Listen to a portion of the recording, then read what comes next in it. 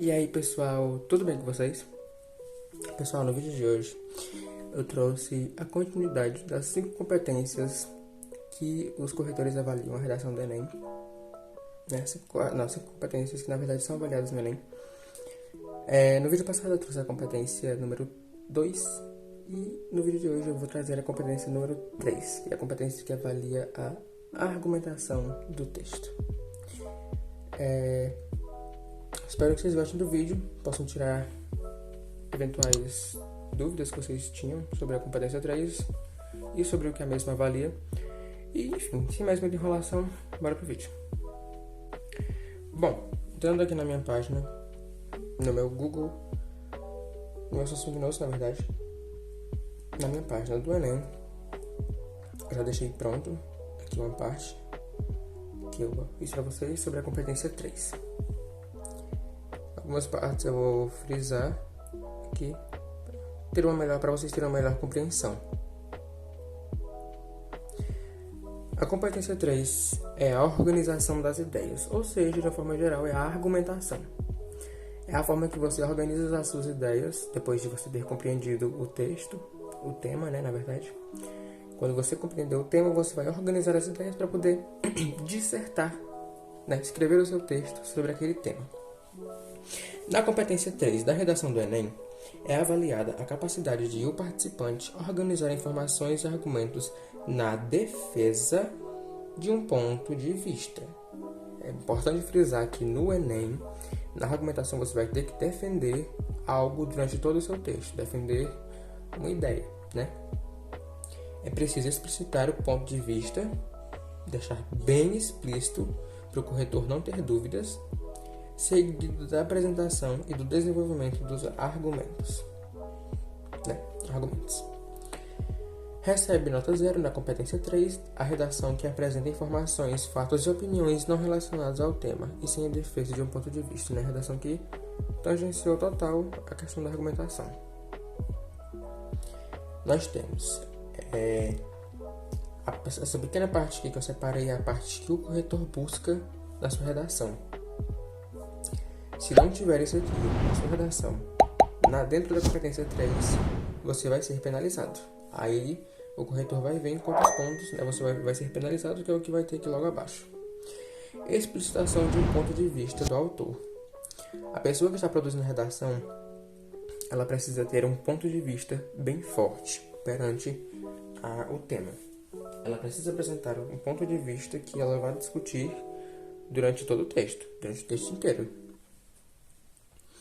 A apresentação e desenvolvimento dos argumentos. A pessoa precisa apresentar argumentos que tenham coesão e coerência com o texto e que façam com que o corretor e o leitor também se sintam, como eu posso dizer, persuadidos pelo seu texto. Eles se sintam tipo assim, olha, esse texto é bem forte, esse texto ele tem algo que me faz realmente acreditar. Os argumentos que ele trouxe são verídicos e isso aqui é real realmente, né? Então precisa ter isso. Encadeamento das ideias, isto é, a relação de sentido entre as partes. A argumentação ela não acontece só no desenvolvimento 1 e 2, né? Do segundo e terceiro parágrafo, não. A argumentação ela tem que começar do primeiro ao último parágrafo. Tem que ser completa, né? Complexa e completa, porque é complexo, mas tem que ser completa no texto inteiro. Tem que ter objetividade, um objetivo em si, né, para ser defendido, e tem que ser bem defendido. Organização e lógica. Tem que ter muita lógica. Gente, tem um ponto, a competência 3 é uma das competências que eu mais penalizo. Assim, que eu mais sou penalizado, na verdade. Porque se você não tiver uma boa argumentação, que seja consistente e que não deixe dúvidas, você tira nota máxima. Se não, se você deixar o corretor com dúvida em alguma parte do seu texto, você já é penalizado. E eu sou frequentemente penalizado porque eu consigo ainda deixar dúvidas. Mas com o tempo, né, ainda temos uns 90 dias para treinar, vou chegar lá.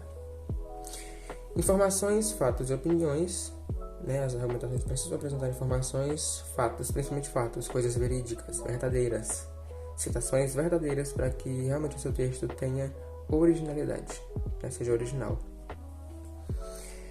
Explicações ou exemplificações, quando eu falo, né, sobre deixar dúvidas, você tem que explicar muito bem o seu texto, tem que explicar muito bem sobre o que é que você está querendo defender ali, porque se você deixar dúvidas, o corretor vai te penalizar.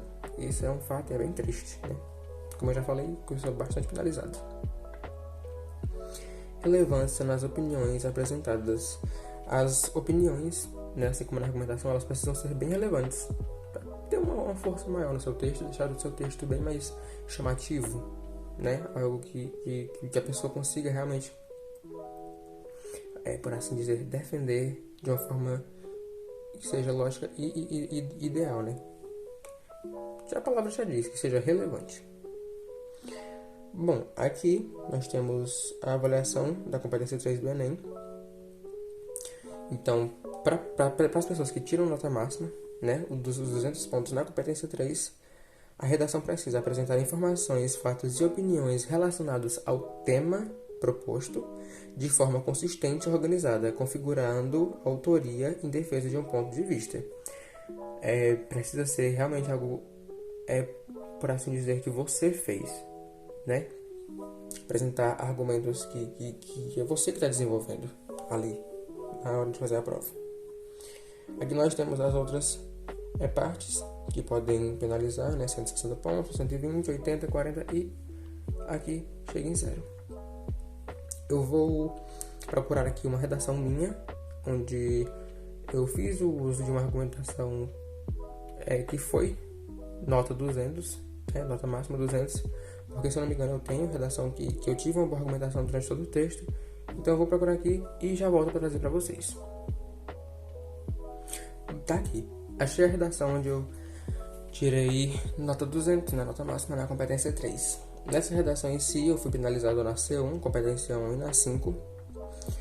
Eu posso dizer que a gente nem sempre está bem para fazer redação, então tem dias que tá bom, tem dias que não tá, então a gente vai melhorando até conseguir nota máxima em cada competência.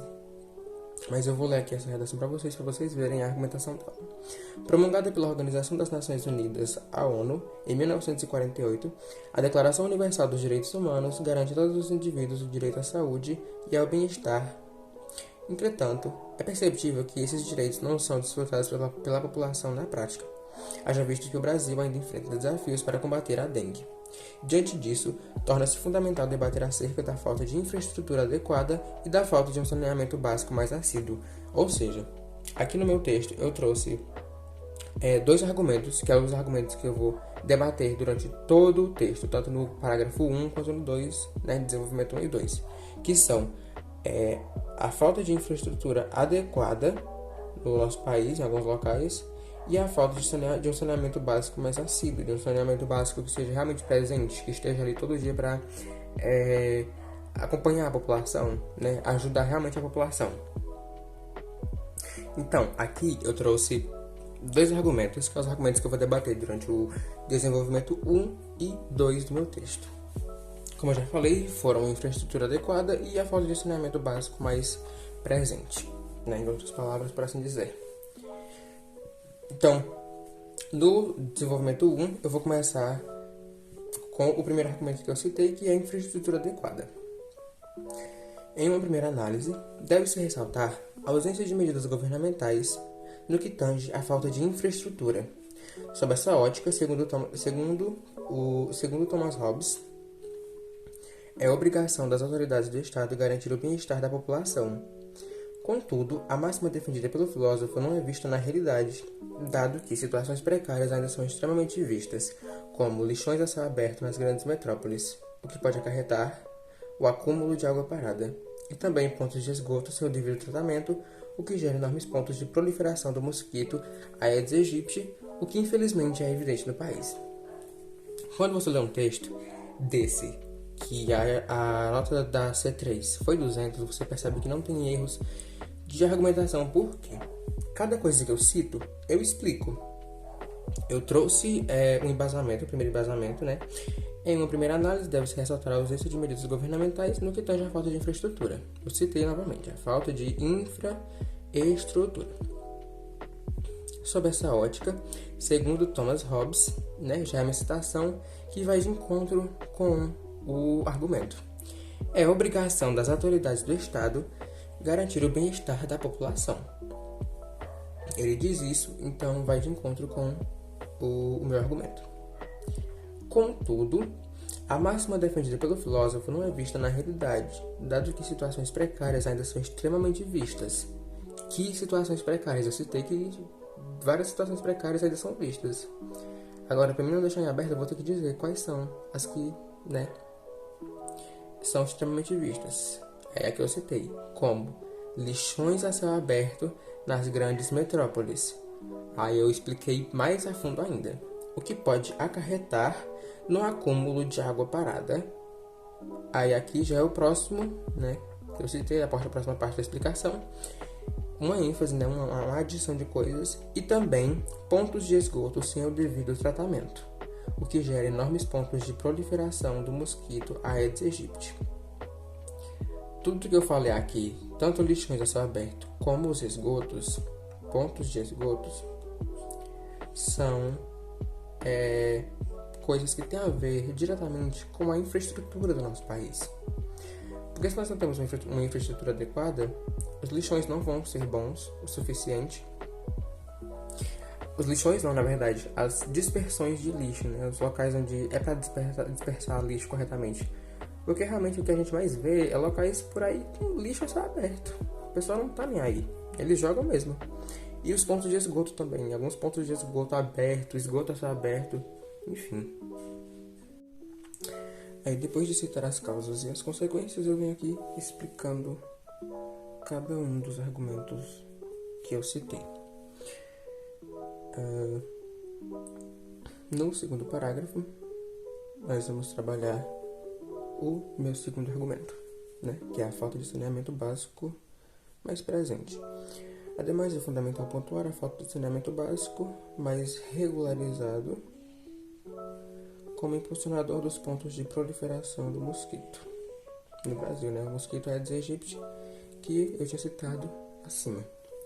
De acordo com o portal de notícias CNN, os casos de dengue no país aumentaram 189% em 2022, que é um dado estatístico.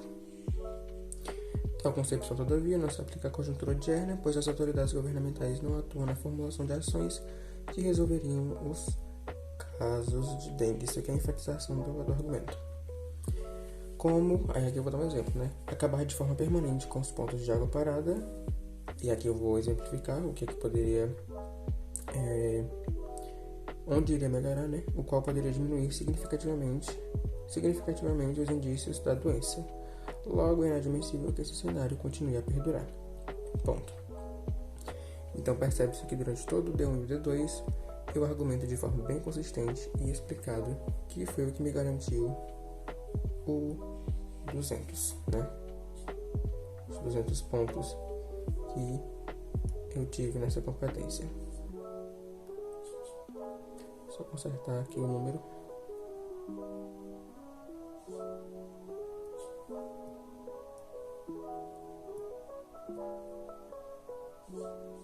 Pronto. Bom, pessoal, então é isso. Eu não vou me deter tanto à conclusão, porque ela não explica tanto, ela só dá soluções. Não explica tanto quanto lá em cima, mas a argumentação vem de cima a baixo. Então é isso, o vídeo de hoje foi esse. Espero que vocês tenham gostado. Caso tenham gostado, se inscrevam, deixem um like, comentem e compartilhem, porque ajuda muito aqui no canal. E até o próximo vídeo. Tchau, tchau.